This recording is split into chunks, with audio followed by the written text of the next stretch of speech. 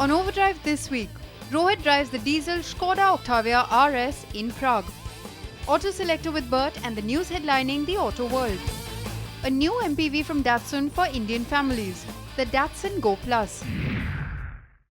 Hi, you're watching Overdrive with me, Sohini Dutt. Now last week, Rohit was in Prague to check out the unveil of the new Skoda Superb. And while there, he realized he was in Skoda's hometown and had an entire day to kill. So he decided to get behind the wheels of the third generation Octavia RS. Now the Octavia has always been a very practical sports sedan from Skoda, but this one has a surprise. Take a look. Now, given our fuel economy and price-conscious nature, car makers generally avoid bringing affordable sports cars to India.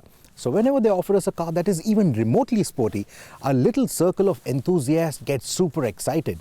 So it is no surprise that the VRS versions of the Octavia and the Laura have had a big fan following. But that said, Skoda is still unsure if they want to bring the new Octavia RS to India. But because we love automobiles so much, we are going to be driving it anyway. So on a really cold morning, we got a chance to drive the latest Octavia VRS around Prague and then at a small circuit on its outskirts. Needless to say, the roads in Prague are flooded with Skoda cars.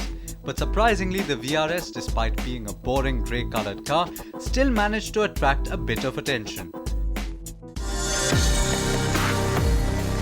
It looks largely similar to the top-spec Octavia sold to us, save for the honeycomb grille on the bumper, the spoiler on the boot and the LED tail lights.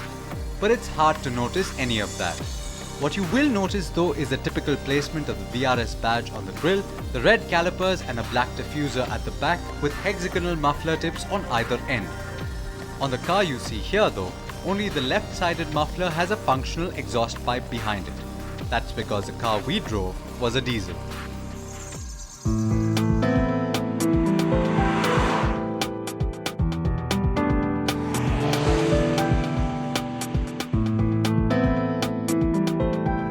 Yes, you heard that right. That's a diesel engine under the hood. And I know you want to pounce back at me right now. Ask me what happened to that love of the automobile, being a crazy petrol head, those fast revving motors, that sound. I agree. I accept all that. The petrol is still the better engine here. However, this diesel motor, there are three figures about it that you just cannot ignore. Top speed, over 230 kilometers an hour. Acceleration, get your gear shifts right and this engine is capable of doing it in 8.1 seconds. A 0 to 100 in 8.1 seconds is pretty good. And when you are doing all these top speed runs and these acceleration runs, the engine will still return over 13.1 kilometers to a litre. Skoda is claiming 21. So if you ask me, this sort of performance is not just good enough to massage the enthusiast in you, but also maybe keep your financial advisor happy. The diesel VRS also makes a surprisingly good sound. But if you can't hear it, well, that's because it makes those snarly sounds through the car's speaker. It's a virtual sound like in the M5. The RS sits 15mm lower than the regular Octavia and is suspended by McPherson struts and a multi-link axle combination for the front and back respectively. Though it is essentially the same combination as in the 1.8 TSI, the setup here is stiffer. The Octavia is based on the Volkswagen MQB platform, the same technology that underpins the Audi A3. But the Octavia handles and steers so much better. Now, this car has a front-wheel drive architecture, so we expect this car to have a lot of understeer. But there isn't much, because this car has a very nicely tuned electronic differential. We are at a circuit, yes, but this track is pretty narrow and these turns are pretty tight. Now, on some other day, if I had a more powerful vehicle, I would have hated driving here. But today it just feels right, because if this car does come to India, these are the kind of roads you're going to drive on when you take it out on your weekend drives. And believe me, it is pretty impressive even here. What I also particularly like is the steering setup.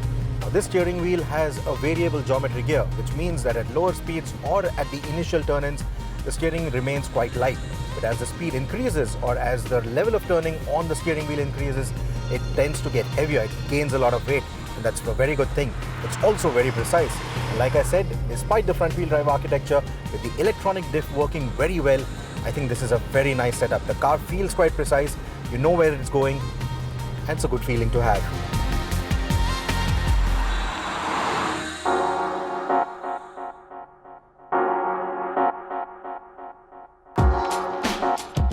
only thing that you may not like are the dark interiors. The black treatment for the interiors with the occasional red accents and 4 carbon fiber inserts may look a tad sporty, but may not feel as lively as the rest of the car. There are a few toys in the VRS, like the radar-guided cruise control, lane assist and multi-collision brake. The car has enough performance to keep you from feeling drowsy, but if you still do, the RS has an attention assist to wake you up. The RS also lets you choose different driving modes through a VRS switch. Sport for sharper throttle and louder virtual exhaust sounds, and Eco to get more fuel economy from that diesel motor. No matter which mode you're in though, the car feels lively and always eager to put a smile on your face. When you spend enough time with a car, you will realize that a diesel RS isn't that ridiculous a combination. It has plenty of performance while also being economical. Now, because this Octavia RS has a diesel motor, there's still a ray of hope that it may just come to India. Now, a few weeks back, I said that in the executive sedan segment, the Jetta is the car that I would want to buy. But if this car comes in the same price bracket... Well, this Octavia RS seems to be an instant hit with Team Overdrive. With its practical diesel engine, we do hope that Octavia will rope in a lot new customers, at least compared to the petrol RSs of the past. That is, if Skoda decide to bring this engine into India. Let's cross our fingers and hope that this does happen. Until then, it's time to take a break. When we return, Auto Selector with Bert and the latest from the world of auto. Welcome back. You've joined us in on our Auto Selector segment here on Overdrive, and Overdrive editor Bertrand D'Souza joins us as always. Hi Bert, our first question this week comes in from Viral Shah. He's planning to buy an automatic sedan and his daily commute is around 50 to 70 kilometers. Which sedan do you think is best suited to his needs? He would also like to know if there's any hatchback that you would recommend. Well, Viral, if you're looking for an automatic sedan, then your best choice in this segment, and though we haven't really compared it at this point in time, has to be the Volkswagen Vento. This is from what we've driven in our reports, and our gut feel effectively says that the Vento with the DSG transmission is the best that you can buy in the segment. It's available with the standard petrol and the TSI as well. So that choice definitely is the one you should look forward to. There are other choices as well. Hyundai and Maruti and Honda they all offer automatic transmissions with their petrol sedans, but the Vento to us is the best choice there. Also, if you're looking for a hatchback, an automatic hatchback, then the Polo, for that matter, from Volkswagen, even that's a fun to drive car with the automatic transmission. Great car in urban areas, quick, good performance, decent efficiency, and of course you got the great handling package as well to enjoy. But having said that, Hyundai is looking to come out with an automatic transmission variant of the i20. Now, they haven't confirmed news about this yet, but we are expecting that car to be launched in 2015. They have been working on something. There is a lot of interest within the company for that, and I do think they will announce a product in that segment in the near future. So if you're not in a rush to buy anything, then wait for that. Wait till the Hyundai i20 automatic comes out. Otherwise, well, the Polo or the Vento are the cars you should look out for. Well, next we have a question from Nabil. He writes in saying he wants to buy a vehicle that can seat 7 people in comfort and has shortlisted the Mobilio RS and the Mahindra XUV 500. He also wants to know whether Mahindra is planning to give the XUV 500 a new face anytime mid-2015. Well, mid-2015 there isn't a new version of the XUV coming out, or at least nothing that's going to be facelifted or refurbished or redone or re-engineered as such. That is still some time away. However, the choices that you've laid out before you, the Mobilio and the XUV, now they're two completely different brackets, especially because of the price that where they find themselves in. The Mobilio is definitely a lot cheaper than the XUV. You get it about 7 to 8 lakh rupees, up to about 9, and that's where the XUV starts and goes on till about 30 to 14 lakh rupees plus. So you need to decide what exactly is it they're looking for in terms of price. Now, both of these cars are fairly competent, though personally my choices go with the Honda Mobilio because, well, you've got the RS version that which is a nicer looking package overall. It's also got fairly good ride quality. I think it drives and handles better than even the Amaze sedan for that matter. Overall, the Mobilio is the MUV that you should be looking forward to. Can seat 7 people, but doesn't have as much of space or convenience that the XUV offers, though the XUV is still a larger SUV. But if you want an MUV, then the Mobilio is the one you should be looking for. But Nishita Kapoor writes in next saying she wants to buy her first car and has a budget of 4 to 5 lakh rupees. She's confused whether she should go in for a manual or an automatic hatchback. Also, she would prefer a car from Maruti Suzuki since their car boasts of low maintenance and Maruti offers a good service network. What would you recommend? Nishta, yes, as a first car, I definitely think you should go in for an automatic. It'll will change the way it'll make you appreciate driving a lot more, especially if you come from an urban area. I don't know which city you live in, but if it's a metropolitan like Bombay or Delhi, an automatic definitely is going to be a tremendous boon in those conditions. And if you lean towards Maruti Suzuki products, then my suggestion is going for the Celerio with the AMT transmission. It's got the benefits, or it's a manual transmission, just has a device that gives you the automatic feel and drivability, so you get the same kind of efficiency, not the same levels of performance, but definitely efficiency. Overall, that AMT, which is available for about 4.5 to about 5 lakh rupees in that segment, should be a good first car for you. Well, to round up all our questions from Auto Selector segment this week, we have a question coming in from Shrikant. He seems to have a mechanical issue. He's bought a Yamaha FZS 4 months ago and has already clocked 4,000 kilometers, but has noticed that his motorcycle heats up within a radius of 7 to 8 kilometers. And there's a clicking sound from the engine when he accelerates. He's brought this to the notice of mechanics at the service station, but the problem tends to persist. Does this sound like an engine defect, Bert? Shrikant, the information you've given us is too little to go on with for us to recommend any service advice for that matter. We need to know a little more. However, the complaints that you have, of course, the overheating and the noise that's coming from your engine, these are mechanical issues. The noise especially is because of something mechanical. It can't just be tuned out probably, but you may need to look into it. But we need a little more information to get back to you on what is the right course of action henceforth. It's a new motorcycle and there shouldn't be any untoward sound that you haven't heard in the past coming from this engine now. So you probably do have a problem. We'll just need a few more details from you, and then we can recommend what's to be done next. Well, thank you, Bert, for answering all the questions here on our Auto Selector segment. You guys, if you have queries, we have the answers. Do send in your queries at helpdesk@overdrive.co.in. Do send in your questions on Facebook or Twitter, and we will get Bert to personally answer them for you. It's time now to check out the vintage cars that were showcased at the 21 Gun Salute Vintage Car Rally that took place earlier this week in New Delhi. Last weekend, the capital hosted the 5th edition of the annual 21 Gun International Vintage Car Rally 2015. The event saw participation of 201 vintage cars shortlisted from a tough pool of 3,500 vintage cars from across the country, including the first car built by Carl Friedrich Benz, the founder of Mercedes-Benz, a 1929 model of the Rolls-Royce Tourer, a 1947 Cadillac convertible, and many more exotic beauties.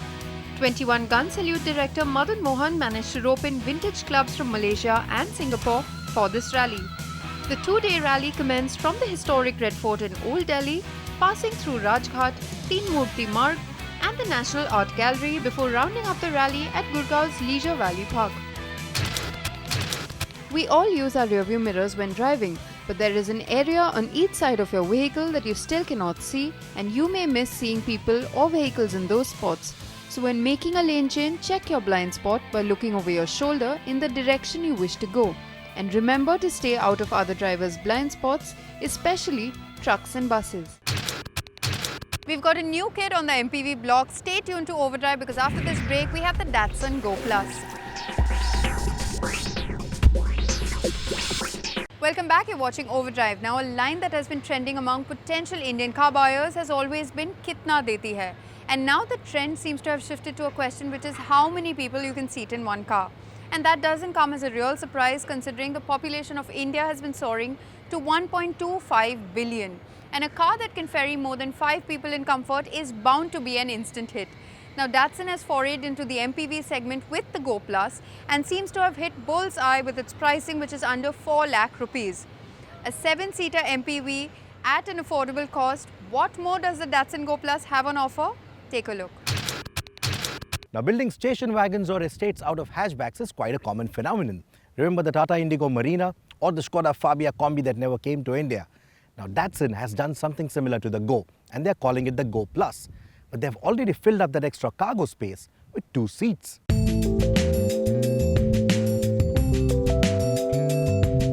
These seats are good enough only for 2 really small kids.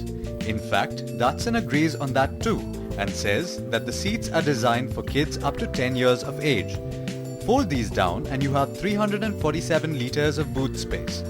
Foldable is good, but removable seats would have earned Overdrive's vote. But then again, this car is built to a cost, just like the Go. And so you have the same cabin elements as the hatchback. Everything from the phone holder and the USB charger to the umbrella type handbrake and the old school seat belts. A little more kit than the hatchback would have been a welcome change. The exterior design is similar up to the rear door and wheel. Beyond them is the extended bodywork that transforms the hatchback into a wagon. The Go Plus retains the Go's tail lights, and so there is a wide gap between them and the MPV's steeper boot lid. The split shoulder line on the side profile looks good, and we have always liked the Go's contemporary face. Surprisingly, the design comes together rather well. Despite the sub 4 meter length and the tall height of the car, the Go Plus manages to look quite balanced, save for those skinny tires, of course.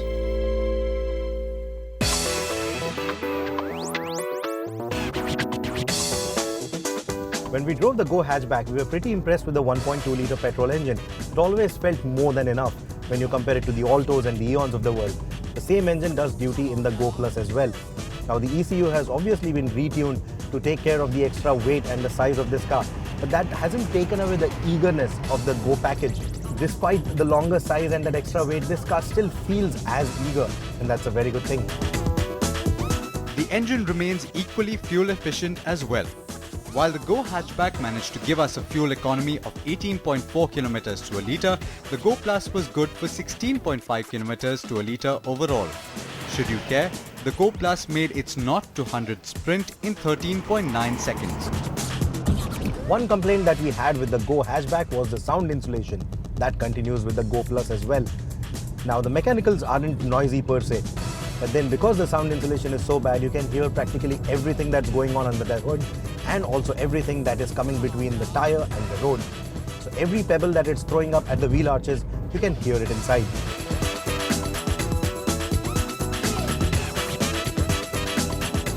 Now, one problem that you generally encounter with MPVs is that when they're not running a full house, they tend to feel a little bouncy even on the slightest bit of undulations.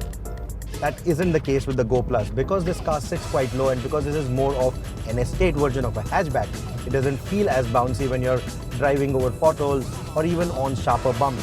The ride quality is quite good, but when you start pushing the car around bends, that is when you notice that there's a lot of body rolls.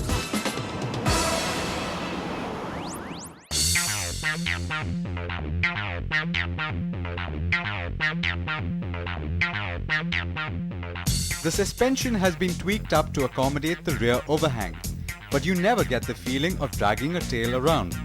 The Go Plus feels quite car-like to drive.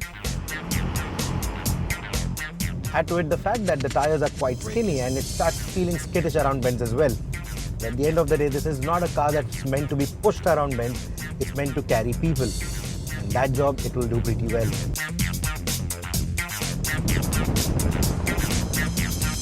Now, one of the things that I don't like in the Go Plus are the rear view mirrors. Now, like the Go hatchback, even these mirrors can't be adjusted from the inside. And the inside rear view mirror, it seems to have a concave surface to it to make sure that I can see the entire length behind me and of course outside the window as well. Now it has worked to an extent, but it is a little deceptive, and at night if you keep looking at that mirror every now and then, you might just end up feeling a little groggy.